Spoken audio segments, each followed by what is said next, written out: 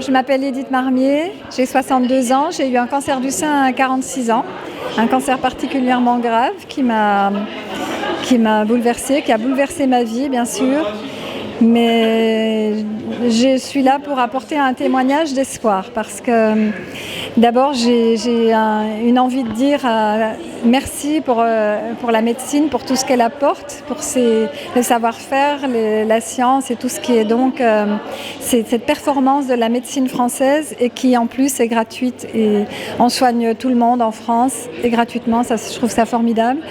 Donc, et merci aussi pour la recherche, ça c'est mon deuxième message.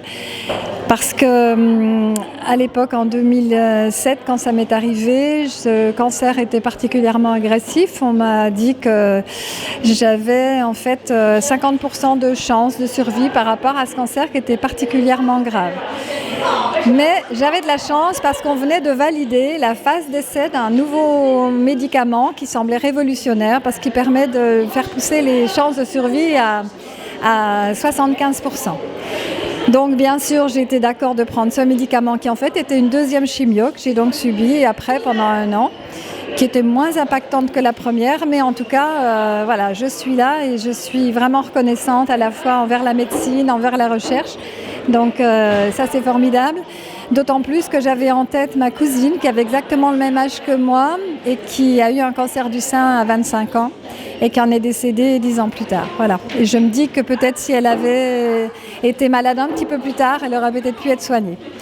Voilà, donc je suis bénévole à l'association Vivre comme avant. C'est une association nationale. Et dans cette association, nous sommes toutes des femmes qui avons été nous-mêmes touchées par un cancer du sein.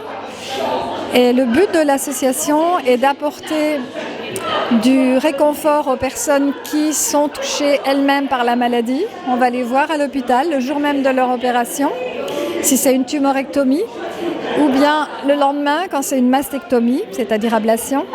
Et donc, on frappe à la porte et on leur propose un petit temps d'écoute, d'échange si elles le souhaitent. Et la plupart du temps, on reste au moins 10 minutes, voire 1 heure. Voilà, on peut aller jusqu'à 1 heure. C'est un petit temps très confidentiel, bien sûr, mais qui permet aussi aux dames de leur faire comprendre qu'elles ne sont pas seules. Ça leur permet de comprendre aussi que, en fait, on vit des choses comme elles et c'est des fois vers nous qu'elles lâchent pour la première fois des sentiments négatifs qu'elles peuvent avoir vus avant.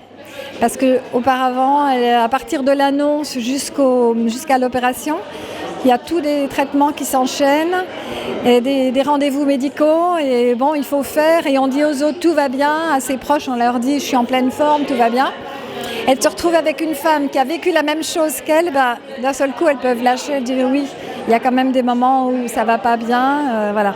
Donc on les aide à lâcher un petit peu toutes ces émotions négatives, ces sentiments qui peuvent en fait bloquer le parcours de soins, parce que quand on a de la colère, cette colère, en fait, elle peut empêcher de se lancer sur l'envie de guérir, parce qu'on se dit, bon, c'est les autres, c'est peut-être mon mari qui n'a pas fait ci, c'est peut-être du côté de ma mère, j'avais une mauvaise relation, ou alors on en veut un peu aux autres, à ses amis, à ses enfants. Il y a plein de colères qui peuvent s'exprimer à ce moment-là, même si c'est des petites colères, mais en tout cas, c'est quand même un grand moment où on se remet en cause. Mais là, en fait, en tout cas, ça a été mon cas, j'ai lâché un peu de colère, je ne pensais pas, je suis quelqu'un de très, très empathique en général, très bienveillant, très, très optimiste, donc j'ai été surprise moi-même, mais j'ai lâché quand en plus c'est Simone Girard qui elle-même a créé l'antenne en 2005 et moi c'était donc en 2007, juste après, c'est elle qui est venue me voir dans la chambre et j'ai été surprise moi-même de lâcher cette colère que je pouvais avoir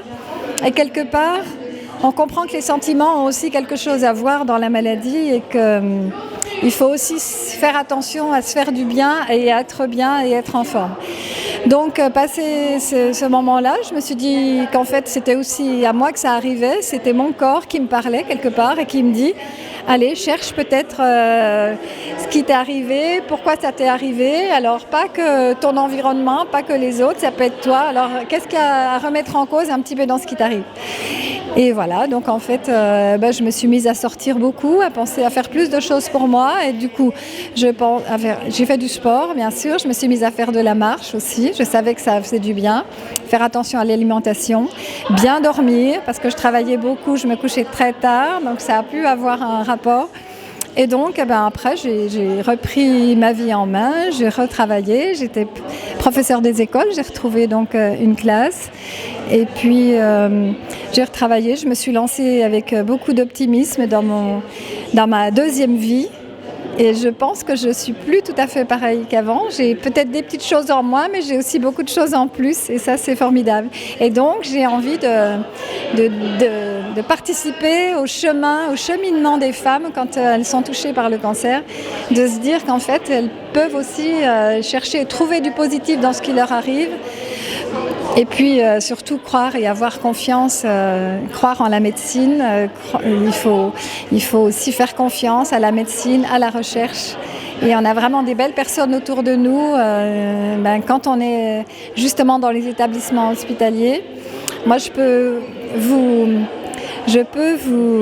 témoigner justement de toute cette équipe bienveillante, soudée, solidaire qu'on peut trouver, notamment à la polyclinique de Franche-Comté, puisque j'interviens là-bas, et à l'hôpital également, à l'hôpital de Besançon. Et donc voilà, puisque je l'ai vu moi quand j'y étais malade, mais je peux vous affirmer aussi qu'en tant que personne qui intervient régulièrement, on est toujours bien accueillis. Et les dames témoignent aussi justement de cette reconnaissance qu'elles ont envers tout ce personnel qui soit médical, mais aussi le personnel de l'hôpital. Ils sont coucounés, on va dire. Et ça fait beaucoup de bien quand on est justement fragile et qu'on sent cette difficulté, en fait, ces difficultés de la maladie qui font que on n'est pas bien. Et le moindre mot gentil, les médecins qui viennent des fois toucher et réconforter les personnes, toucher le bras avant de partir en opération, ça, elles disent que ça leur fait un bien fou. Et moi, je trouve que ça, c'est très beau. Donc, c'est aussi des moments de plaisir que je peux voir. Parce que ça fait vraiment du bien de voir toutes ces femmes qui sont combattantes, qui sont capables d'aller chercher des ressources en elles, même si ce qu'elles expriment quelquefois, c'est quand même un peu... ça pourrait effectivement me faire revivre ce que j'ai vécu moi, mais je suis là pour leur montrer que moi aussi je suis passée par là et que voilà, j'ai retrouvé une qualité de vie satisfaisante et que tout va bien pour moi. Et que la bonne santé... on y est aussi pour quelque chose, donc il faut se prendre en main et faire en sorte qu'on aille bien. C'est aussi une responsabilité de tous les jours, puisque marcher, ça fait du bien, c'est prouvé. On a justement un chercheur de Besançon qui est là pour dire aussi que oui, le sport améliore de 25% à la fois les traitements. Les traitements sont mieux pris en charge, sont mieux acceptés par le corps si on passe par la marche. Simplement la marche, une demi-heure par jour, 5 fois par semaine, c'est suffisant pour améliorer de 25% la prise en compte des traitements, enfin l'acceptation des traitements, mais aussi les risques de récidive. Alors Culture Club Bezac, c'est des personnes très, très investies, qui font beaucoup de bien, qui ont vraiment envie de partager. Ils savent que tous ces moments de fête sont des moments de partage où on peut, les échanges sont fondamentaux et que voilà, se déplacer, sortir le soir, venir à un spectacle, se faire du bien et partager avec d'autres, ça c'est quelque chose qui est qui rapporte beaucoup de bien-être, qui fait beaucoup de bien à soi, mais aussi aux autres, partager et vivre des moments comme ça de vraie présence physique.